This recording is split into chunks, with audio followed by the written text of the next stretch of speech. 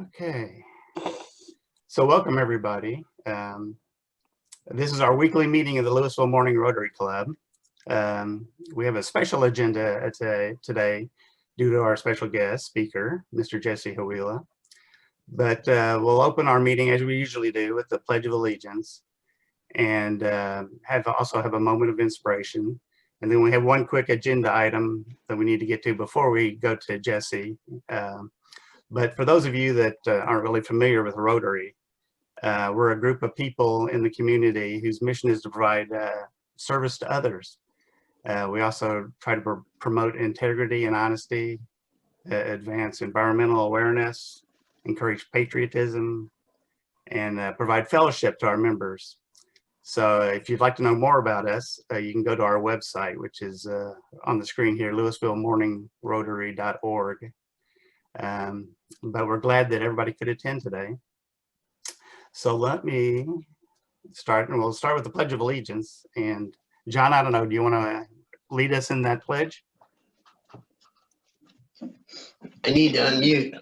Yep, let me see if I can.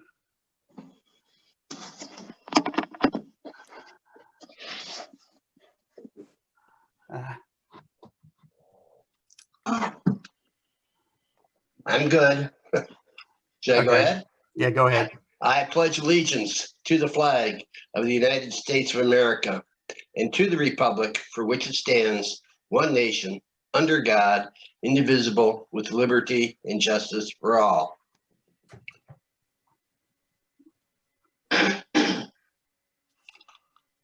Join me in saying the Texas pledge. I pledge allegiance to thee, Texas, one state, under God, one and indivisible. Yeehaw! Yeah. Okay, and so we also have a moment of inspiration that one of our members, Nathan, will provide to us. Hey, Nathan. Oh, hi guys. Can you hear me? Yep. Yeah. Okay, perfect. So I really enjoy sharing maybe some of the more simple things. I think last time I read a Dr. Seuss poem. This is, my husband said, don't read another Dr. Seuss poem. So I said, okay, but it's something that I recently printed out and just put on our refrigerator, something that kind of correlates with what our pastor is teaching, right now in his lessons. And it's something that we probably all learned as kids if we grew up in church. And it's just watch your thoughts, for they become your words. Watch your words, for they become actions. Watch your actions, for they become habits. Watch your habits, for they become character. Watch your character, for it becomes your destiny. And I think that this is something that just really correlates with being a Rotarian, and how when you surround yourself with other pillars in the community that serve, then you will usually fall along suit and serve with them. So, yay. Thank you very much, Nathan. So our one agenda item here before we get to our guest speaker is about polio. As you know, Rotary International has been engaged for many years in fighting to end polio throughout the world. As of today, we're very, very close to eliminating the disease totally. We still have 2 countries that there's cases in. But at the October 19th Louisville City Council meeting, Mayor Rudy Durham issued a proclamation recognizing Rotary International and our 2 Louisville Rotary clubs for their particular work to end polio and other diseases. And our member, City Councilman Bob Troyer, is going to go ahead and fill us in on the proclamation that was issued by the city. Okay, thank you. Thank you. Oh, there we go. Yeah, I have I was going to say I should. I don't know if I will read all the whereases, but I did present this to the Noon Club yesterday, since this is a joint proclamation for both clubs. I must say that even though the Noon Club is much larger than we are, their turnout was not much greater than what we have today. So, and they did a hybrid Zoom in-person meeting, and I did present this to them as in person. This is the proclamation that we have made as a city. Whereas polio is a crippling and potentially fatal disease that still threatens children in parts of Asia, and whereas it is critical that individuals be vaccinated against polio in order to avoid infection by the polio virus, and whereas the incidence of polio has declined throughout most of the world due to various education and immunization programs worldwide, and whereas Rotary International and individual Rotarians have contributed over $1 billion and spearheaded collaborations with donor governments, the World Health Organization, UNICEF, the Centers for Disease Control, and the Bill and Melinda Gates Foundation, leading to a significant reduction in the incidence of polio worldwide by over 99% since 1985.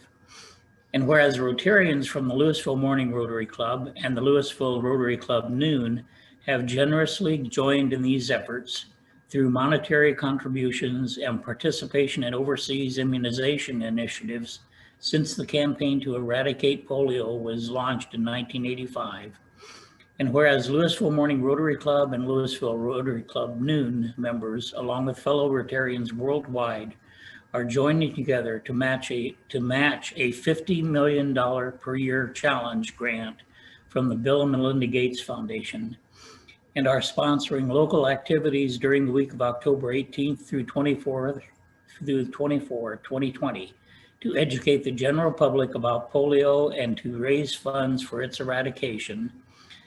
Now, therefore, I, Bob Troyer, on behalf of Rudy Durham, Mayor of the City of Louisville, Texas, and on behalf of the Louisville City Council, do hereby proclaim the week of October 18 to 24, 2020 as End Polio Now Week, and October 24, 2020 as End Polio Now Day, and call upon the people of Louisville to join the two Louisville Rotary Clubs and their fellow citizens in taking part in this special observance. Proclaimed this 19th day of October, 2020. And it's signed Rudy Durham. And yes, there it is.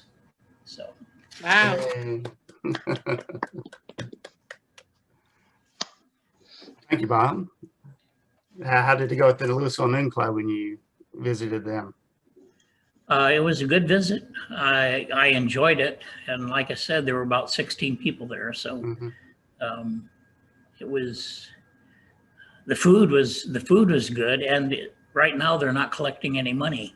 So it was free. So Well, that's even better. a bistecca lunch, you know, that it's good food. Mhm. Well, thanks, Bob. Hey, Mark, I wonder if I could comment, as long as we're on polio. We have 5 members that are riding this Saturday, October the 24th, on a spin cycle for a half hour. And if you haven't already done so, I would like to ask that people go on our website and donate in support of the 5 members. Doesn't make any difference to me which 5 members they are, although Marilyn and I are part of the team. But go ahead and show your support with a small donation. It can be any size. I mean, don't get discouraged when you click on the link and first thing it says is, I think the first thing is $25, $50 maybe. I don't know. Put in what you can afford. It isn't. You don't have to make a $50 donation. Right. Audrey at the Noon Club said they announced that they had 4 members riding, and I said, "Hey, we've got you beat. We have 5." And immediately somebody else in the club volunteered to ride. So and then 2 of them said they're riding an hour apiece instead of a half hour. So they said now we have more members. So yeah, well, so they're trying to beat us. Just to let people know who the riders are in our club, we have Nathan, we have John and Marilyn, Samba, and myself are signed up to ride for 30 minutes. So we'll be out there riding away.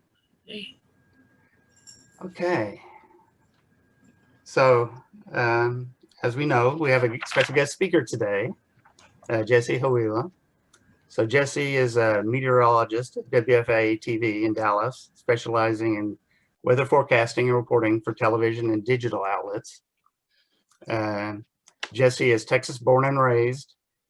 He's thrilled to be in his home state forecasting some of the world's most extreme weather, the same weather that instilled his passion for meteorology. I can't say that word for some reason. Being a meteorologist is the only thing he's ever really wanted to do with his life. He's an American Meteorological Society certified broadcast meteorologist, Good job. which is the world's most, which is the most prestigious certification offered to broadcast meteorologists.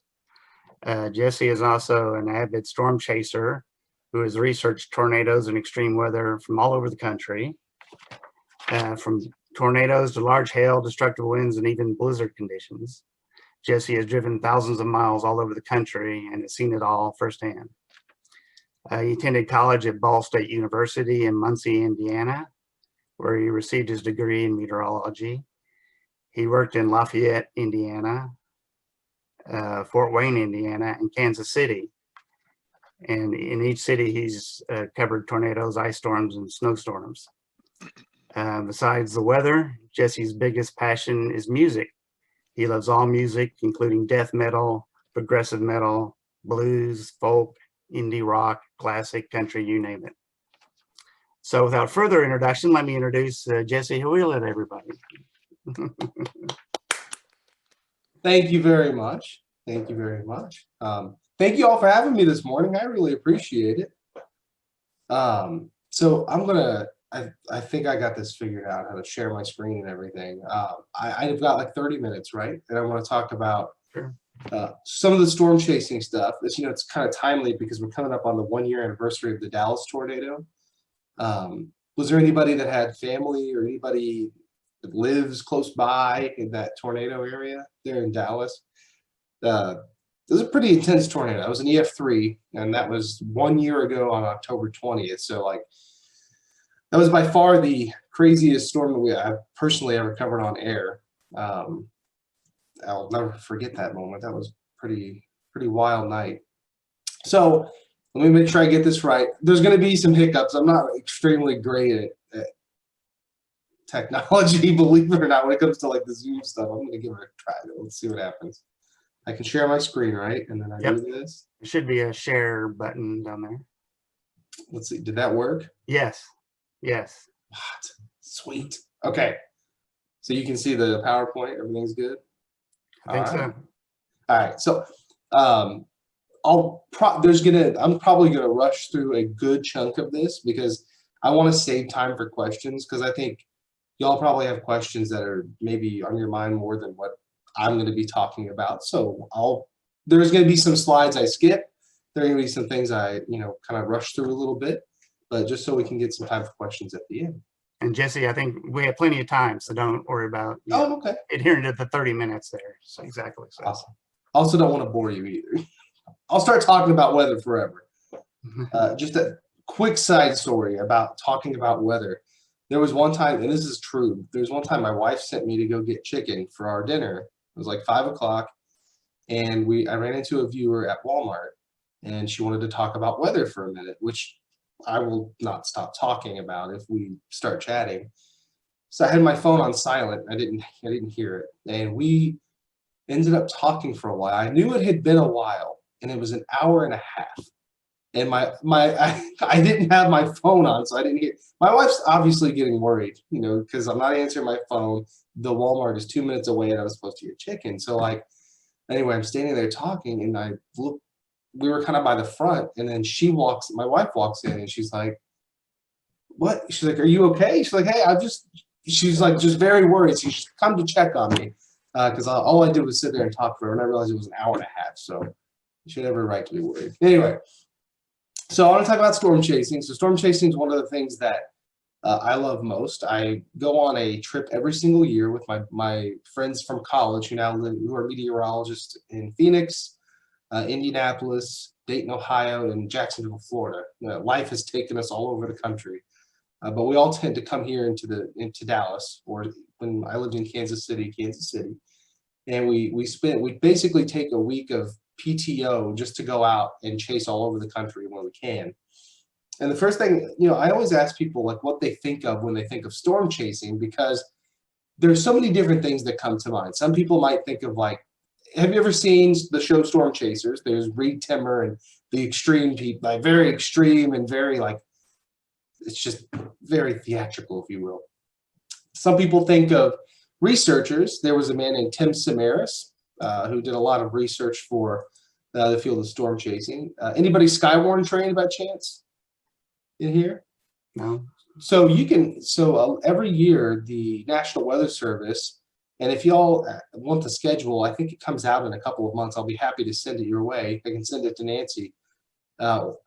Basically, what they do is they can train anybody, and you sit through some presentations, and they'll give you a certification of being a storm spotter, and they're vital to understanding what's happening across our communities, because radar can tell us one thing, but if we see a severe thunderstorm in Louisville and we want to know, like, I wonder if this is producing, quarter size hail or 2-inch size hail. Is there a funnel cloud? The National Weather Service will train you and basically be able to relay those reports. And it's extremely helpful. So if anyone's interested in that, let me know. A lot of other people, when they think of storm chasing, they think of these really cool vehicles like the TIV, the Tornado Intercept vehicle, and helicopters going around. I mean, just insane amount of money goes into these vehicles like Reed Timmer has. They're armored vehicles. Sometimes you think of these beautiful structures, or you think of the movie Twister, which is one of my favorite movies of all time. And, flying cows and that kind of stuff. So there's so many aspects of what you see on TV is kind of the highlight reel of storm chasing. If you've ever seen anybody storm chase, or you see the pictures online or YouTube videos, it looks a lot more exciting than it is. Oh, I forgot I had that in there. Okay, so the reality check of this is there's a lot of driving. I mean, you could spend on a day of storm chasing, you might spend 10 hours of driving and then 1 hour of actually seeing something really interesting. It takes a lot of effort to get to where the severe thunderstorms are. Because if you think about it, tornado life typically is in minutes, maybe not even minutes, maybe seconds sometimes. And it's an expensive trip to drive all across the country. And, you have to learn how to respect Mother Nature. So here are some of the areas where we obviously would be most of all when we're storm chasing. So there's kind of this old tornado alley, which is like the classic tornado alley from South Dakota, Nebraska, all the way down into Texas. It's kind of just the Great Plains, the area that a lot of people think about when they think of Tornado Alley.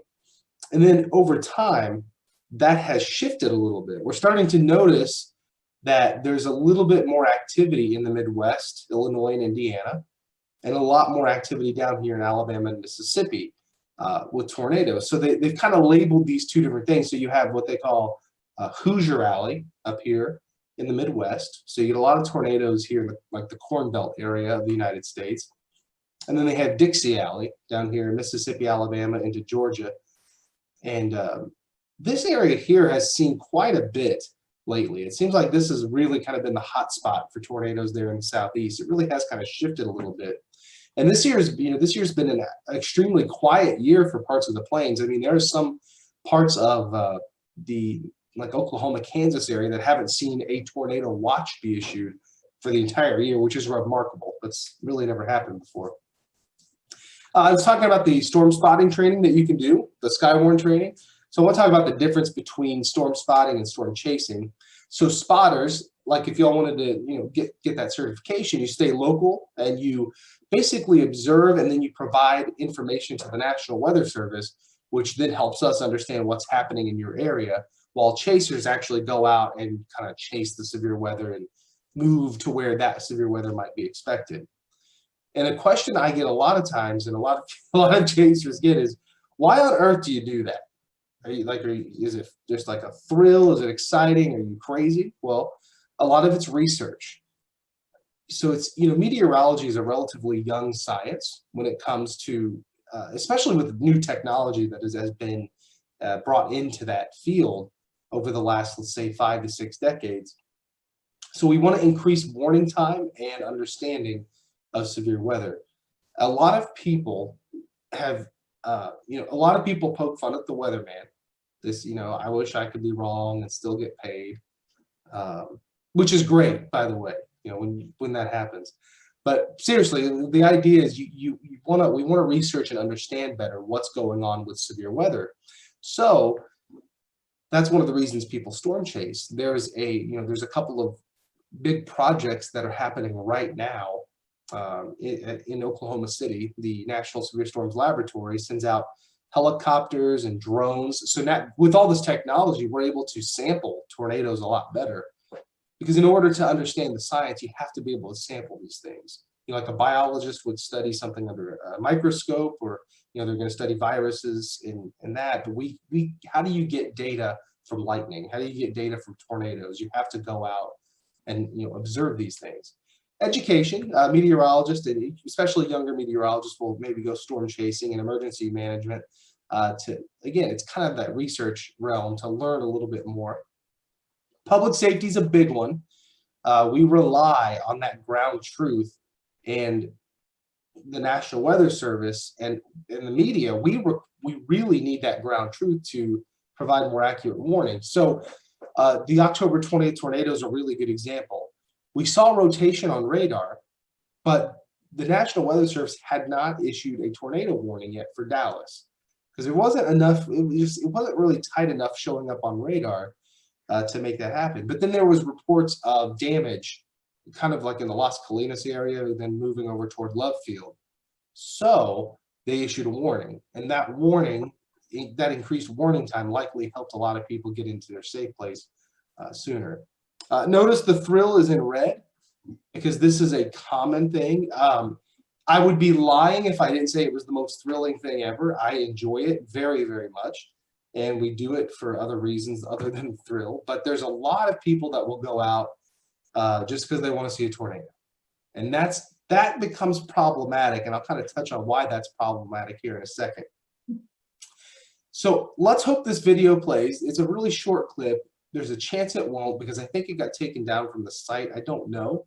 But I want to talk about Tim Samaras. Does anyone know who he is by chance? Has anyone ever seen the show Storm Chasers? So Tim is the guy that, can you see my mouse on the left? Yes. Here? So Tim is this guy right here. This is Tim. He and his son and then his meteorologist, unfortunately, in the El Reno tornado of 2013 were killed by the tornado. And they were some of the biggest researchers of severe weather, and especially tornadoes, kind of like the real life Bill Paxton. Let me see if this is going to play.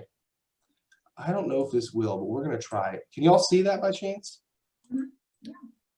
Yes. Is that video showing up? Yes, it's showing up, the video showing. Good.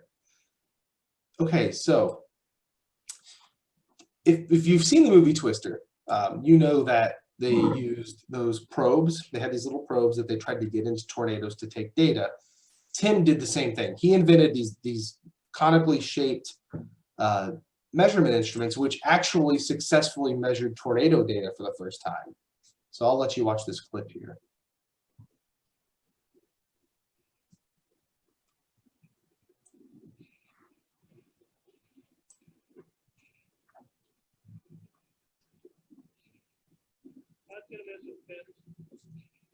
Yeah, it's going.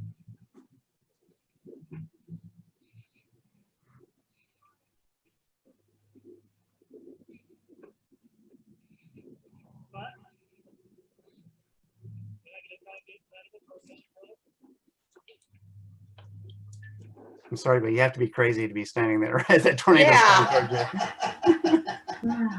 Got to be a little crazy. You're not that safe in your car, are you? No, usually we'll drive. He'll drive away from it. So he, That's the idea is good to know. Yeah, you want to place the probe, and then get away, and then come back for it. He designed it to where what's really interesting is I've been able to speak with him when I was at college, and he brought one of them, He's an engineer, and he designed the cone to actually implant itself into the ground once the tornado moves over it. I don't understand the physics of that. So instead of lifting and being tossed, like a rag doll, it actually presses itself into the ground. So he made a bunch of Dorothys? Yeah, he sure did. He So sure did. Does the device have a camera in it? Is that what we were seeing? Yeah, that's what you were seeing. That was one of the first successful close that and put this up. PowerPoint's back up. Yes. Okay. That was this is the probe, just a picture of it, just so you can see what it looks like. So every one of these little windows here has a camera in it, so you kind of get like a 360 view of the camera. That's kind of, or the tornado rather, passing over, and that's what we saw there in that video. It has every bit of weather instrumentation you could imagine implanted inside of it. So it had like an anemometer, a barometer. The idea is, because we cannot really, tornadoes don't live very long for the most part. They're very short-lived. And if you want to better understand something, you have to have data. And this was one way to do that. So this was the first actual successful pressure drop inside of a tornado, which to a lot of people, millibars really doesn't mean much. But just to give you perspective here, if let's say a storm system in the US dropped 2 to 4 millibars in a day, pretty significant drop. It's a pretty hefty drop in pressure. This tornado, if you look, let's call this 950 at 75 seconds, dropped all the way down to about 850, so about 100 millibar drop in just a really short period of time. And that information is extremely helpful for again understanding what a tornado does and how it behaves. This is one of my favorite clips. And so he also invented this camera. Clearly, Tim was a genius. And this camera could take 1 million frames per second. It weighed a whopping 1,680 pounds. And the other thing he was very interested in studying was lightning, which is another thing. How do you study lightning if you can't really get a good I don't want to ruin that clip. There we go. So this is from his really quick camera. This is some of what he caught was the discharge of a lightning strike, which may not sound impressive in slow motion, but with the super slow motion that he got, you were kind of able to see how things worked a little bit better. So this is a lightning strike in using his camera. Not something we were really able to see before. So I'll show that again, but you can see the discharge from top left down to the bottom. So, all we don't see any of this. It happens way too fast. The only thing we see is that, and then it's gone. But there's a couple of other videos that have since I can't find anymore for whatever reason, but you were able to see kind of the electrification process of a thunderstorm and then the discharge of the lightning. But he was very interested in getting that research. When he passed, that was a huge loss for a lot of people because he was the leading researcher with a lot of this stuff. So just touching a little bit more on education. So we want to get, kind of the textbook. What we studied in college is great and helpful. I've been doing this for 20 years. I thought there was a video playing. Hold on one second. Out here watching this. I thought I heard some crazy video. There we go. But the weather doesn't really behave by a textbook. And I always say going out storm chasing has helped me understand the science a lot better because I see a lot of things that are, I just learn a lot. So this is like from a picture from one of our trips where you have radar in the car. All right, so we're watching radar. We have our GPS location plotted on that radar. So we know where we are relative to a storm. We can see what that looks like in real life. And then we've plotted ourselves against where we chased a tornado. This one was one in Iowa.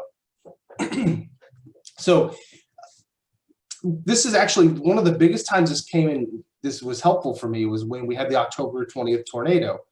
There were so many radar signatures that as a storm chaser I have seen that I was able to be like, okay, this is, the real deal. This is a big deal. So, you have radar, which this is the one on the left is kind of what we normally see when we think of rain, thunderstorms. Then the same image, you can break down velocity, which shows us how fast raindrops are moving and in what direction. So these bright pinks, these bright blues are telling us there's raindrops going this way really quick toward the radar and raindrops going that way very quickly close to each other. That indicates that there's some pretty strong rotation. So you might get something like a wall cloud or tornado. Public safety, I kind of went through this. I'm going to skip through that part. This is something I want to talk about because this is the interesting side of storm chasing, which is it's becoming a public danger. And it's actually becoming a huge problem. You see this line of cars on the left? Those are all storm chasers. So now that technology has made it a lot easier for people to kind of analyze severe weather, that means more people get on the road. Imagine if you're an emergency manager or a law enforcement officer, someone that's trying to provide, some help to people that may have gotten hit by a tornado, and you run into this traffic. This might be in the middle of nowhere. I mean, you're talking like the middle of nowhere, Kansas. You get these lines of traffic. People drive like maniacs to catch up to the storm. So this has become a huge problem. And a lot of people are saying it's doing more harm than good. And I'm one of those people. I still storm chase, but my friends and I have talked about how it's become it's almost become a hobby for a lot of people. It's become a business too. I mean, there's people making money where they will take people out in vans and let them see, severe weather across the plains. It's becoming a problem because if you think about it, a storm is the most severe part of a thunderstorm is happening in it's a relatively small area. So a lot of people will flock to that area. And this might be, like I said, in the middle of nowhere. And if a tornado does damage to a home and you've got hundreds, if not thousands of people blocking the roads to see it, that creates a big problem. So like I said, there's money to be made. There's some amazing pictures that come out of storm chasing, which, these are phenomenal shots. I absolutely love looking at this stuff. I am not a good photographer at all, so I am not one of these people that can take these cool shots, but they're great to look at. This is the best thing I can ever take. This was on my phone. I usually don't even take that many pictures when we go out, but this was a supercell that I took a picture of in Kansas. And oh my gosh, let me tell you about this supercell. So this one eventually produced an EF3 tornado, which it's right there. It's that tornado that it produced. We were on this storm. Do you see the field? You can see for miles. This was out in the middle of nowhere, Kansas. We're on a dirt road, and this thing, this is trekking east, and we were going east with it on this road.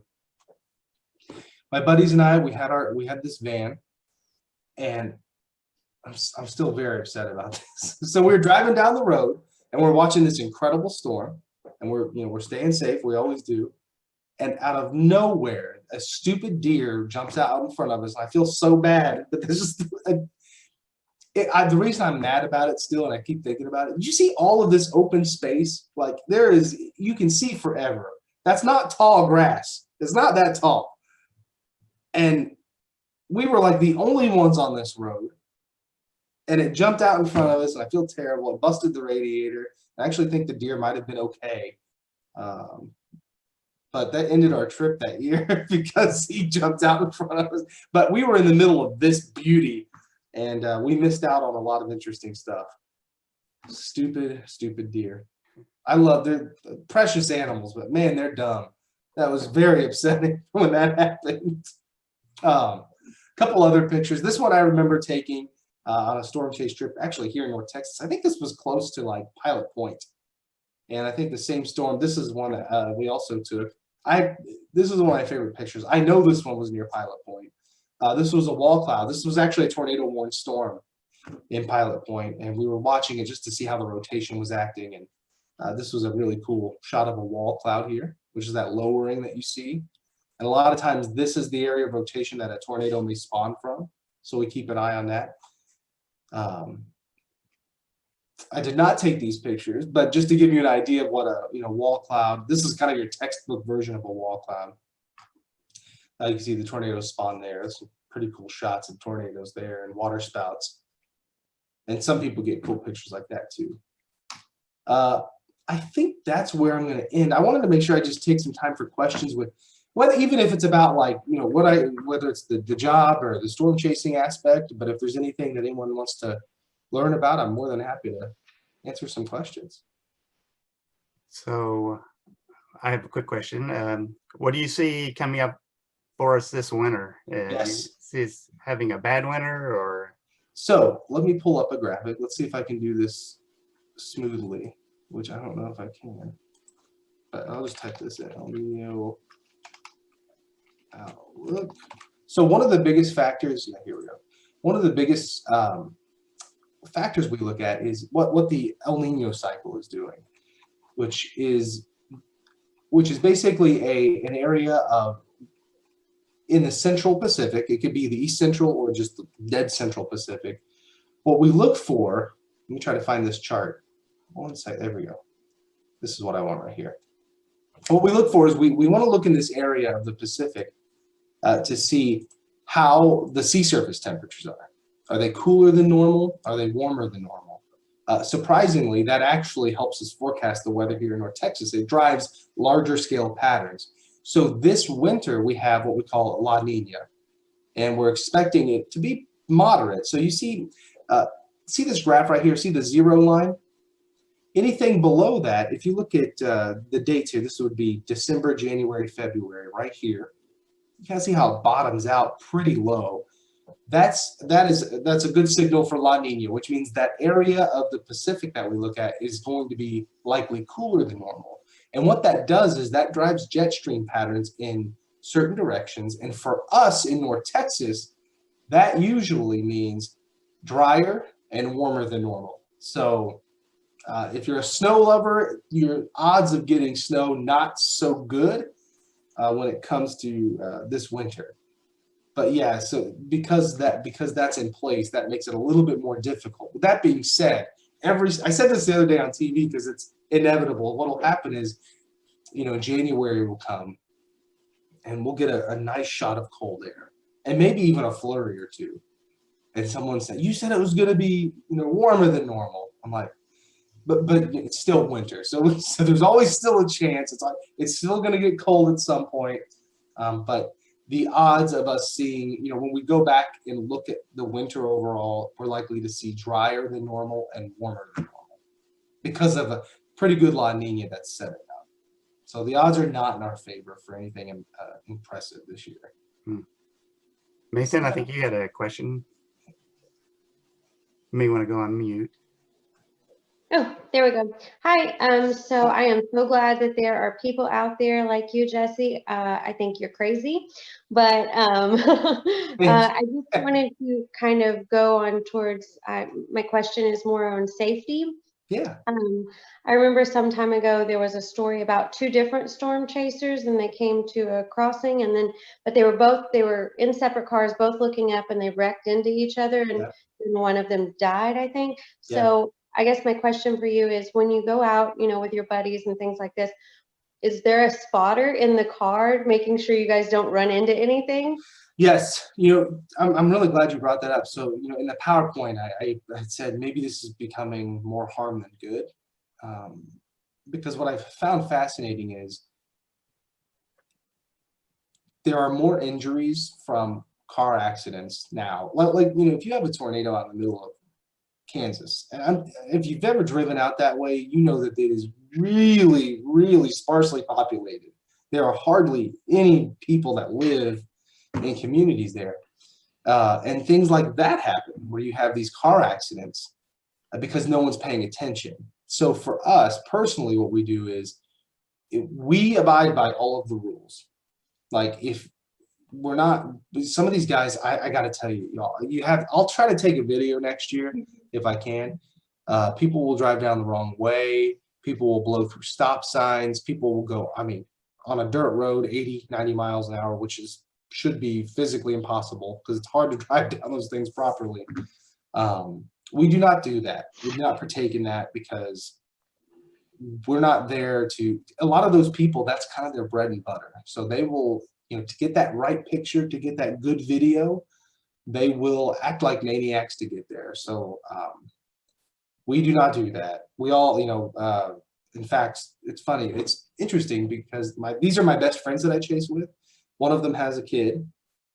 He has his second baby due actually next week.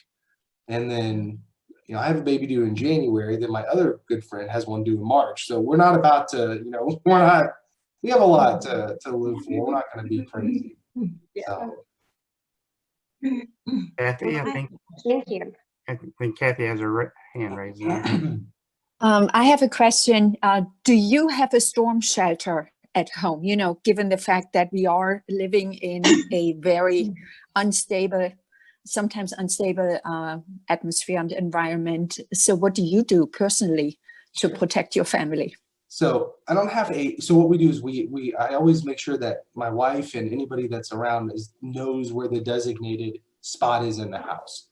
And for anybody wondering, that's going to be the most interior room of your home, away from windows and doors. So for us, it's underneath the stairs. We have a closet in our bedroom. So the stairs in our house kind of lean up against our bedroom in a way that there's a closet underneath, and that's our safe spot in our house. There's no windows. There's just that door entry to the closet. It's a good interior room. Now, sometimes that may be a bathroom, but really the idea, the main idea is you want to put as many walls between you and the outside of your home as possible. And a lot of people that move here, this is something is kind of near and dear to me, is a lot of people that move here have storm anxiety. There's a lot of people moving from like California or places that didn't have the weather that we have. We have some crazy weather here. This is not, someone that moves from San Diego is not used to baseball size hail and tornadoes. They're used to sunshine or a shower or two. So that safety aspect is really important to me. And I know that you can have storm shelters built in your garage.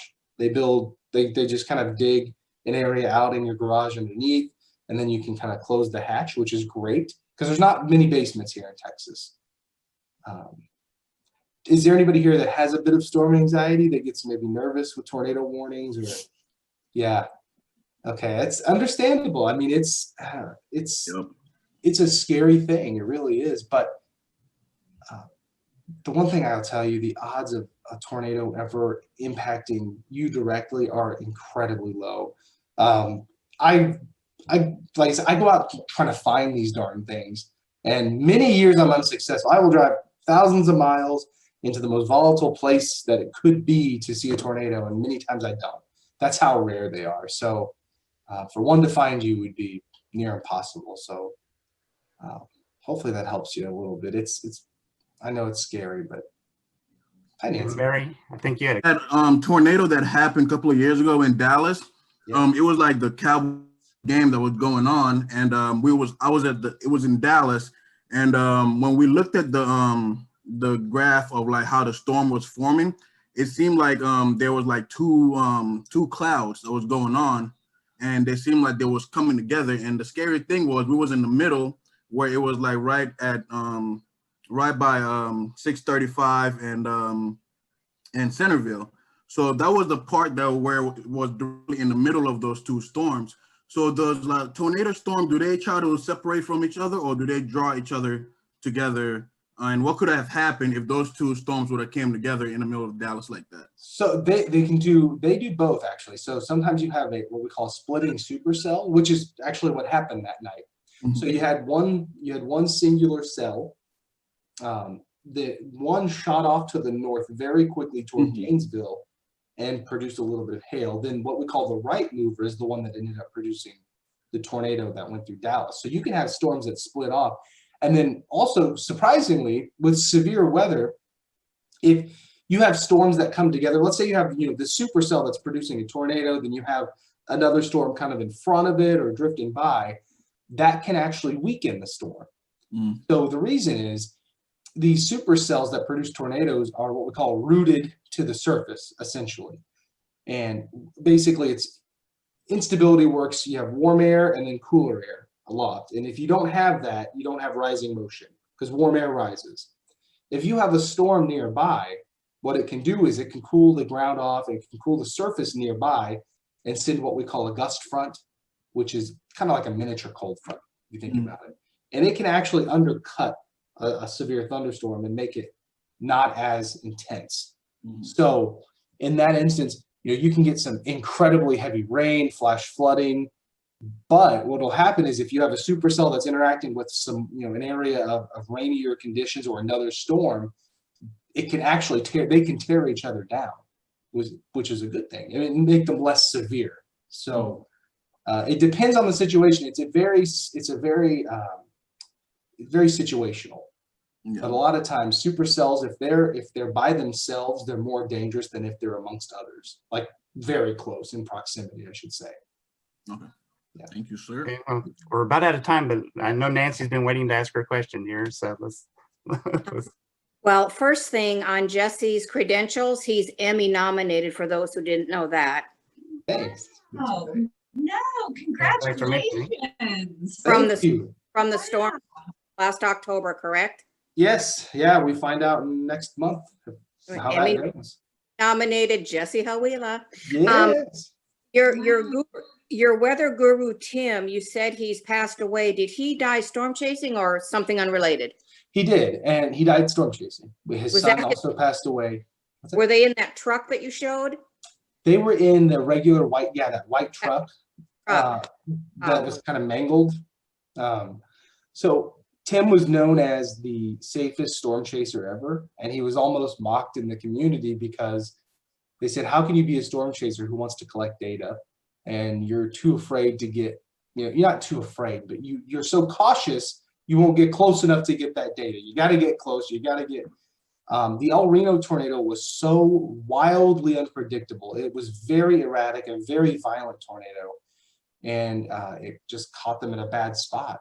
And sadly, that was what happened in 2013. That tornado took their lives. It was. And I have one last question. Have you yourself ever been one of your storm chasing adventures where you actually felt your life was in danger and you guys said, we got to get out of here? Yeah, one time actually there was it was Mother's Day of, I'm trying to think of what year that was. 20, I want to say no, when did I graduate? 2013 or 14. I can't remember the year, but it was Mother's Day. I remember that much. We were out in Nebraska and we were storm chasing. There was a pretty big wedge tornado on the ground that became rain wrapped. And we were storm chasing on dirt roads, which are not pleasant to drive in. Have you ever driven on a dirt road when it's wet? It's ice. It could be ice for all that. I mean, it's so hard to drive on that. We were driving a Honda Civic, mind you. Oh. So we were chasing in a Civic.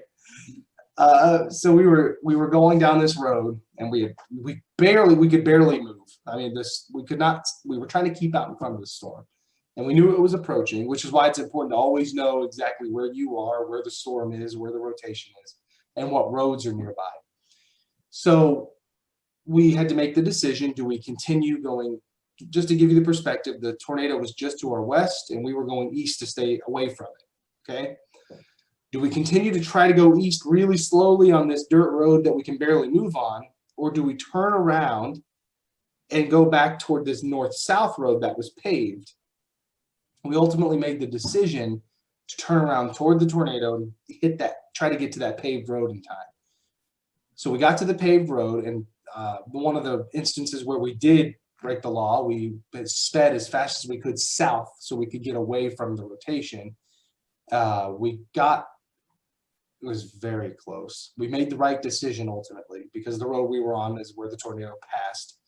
And we drove south very quickly to get away from it. The car started rocking a lot. And there was like bales of hay out in the field that we were by. And it was just kind of getting shredded apart. And all of that was getting tossed into the car and almost like plastered to the side of the car. So the entire time, we were just sitting there like, oh no, oh God, oh no. And the car kept like rocking, but we eventually got out of the worst part of it. That was the closest. Usually we don't get that close. So That's always been my biggest question right there. Thank you very much, Jesse. Okay. Well, yes, thank you, Jesse. We really appreciate you coming and speaking to our club today. And Yes. just to make you a little bit more famous, right? We actually adopted Central Elementary School here in Louisville, and we do different programs with them. And one of the things we do is we donate library books into the school into their school library. And so what we'll do is we'll donate a book in your name. Oh, thank you. And you know, sign the inside cover for it. I survived the earthquake of 1906. That is your book. Awesome. Thank you so much. Thank you. And we'll also send you a little thank you gift as well too. That's so kind. Thank you all for having me. Thanks. Oh, it's awesome. Thank you. It was great. Thank you. Thank you. And if I was rambling or talking weird, just know that I am half here right now. I gotta wake up. I'm doing the show at 11 o'clock from home, so I really gotta wake up at some point. Seriously, thank you all very much for inviting me. I really appreciate it. Thanks, Jesse. Thank you. All the best. Same to you. So just a couple of quick announcements, and then we'll end with the four-way test, which is what we normally do in our meetings. So as John mentioned, this coming Saturday on October 24th, we have our Pedaling for Polio, where we'll have some riders involved in that at the Shops of Highland Village. We're also doing a CCA food pantry event on this Saturday as well in the morning. So we have 4 members that are involved in that. CCA is limiting the number of volunteers due to the COVID restrictions. So we can only get 4 volunteers in at a time. Don't forget, next Friday, October 30th, we have the Halloween social. And I don't know if Deanna, if there's anything you want to mention on that real quick. Well, pretty much with just what I said last week. So, but it's going to be fun, and Mark's going to keep us socially distant, and I don't know what else I'm going to say. So. More information to come, right? Finger foods, and I'm bringing dessert, and For the weather. It's supposed to be cool, according to Jesse. What's the date? and if you want to wear a costume, you can. I'm not. Maybe I will. I don't know. But anyway, so I have 67 that day, I think. 67. Oh, that's wonderful. What day is this? First day. Friday. Friday the 30th. Friday, Yep. yeah, Well, at 6:30. So Should be in the mid-60s. To put in a good word for us, Jesse. Don't hold me to it. Should be in the mid-60s. Yeah. Should be nice. Yeah, so also on October 30th, there's the Read Around Central event, and I know John sent out a note on that. So if you're interested in doing a virtual reading at Central Elementary, or even recording a video of you reading, his note has the information on that. Mary, who had to leave the call, she's started a sock drive for the Denton County Veterans Coalition, and we're actually going to be able to put some boxes around Jim Burf's restaurants, Verf's, Lambeau's America, and Shoals Creek. So we should have boxes there, as well as some other locations that will get in place. Mark, are you going to tell Jesse that Mary left early so she could send a recording of this meeting to his employer?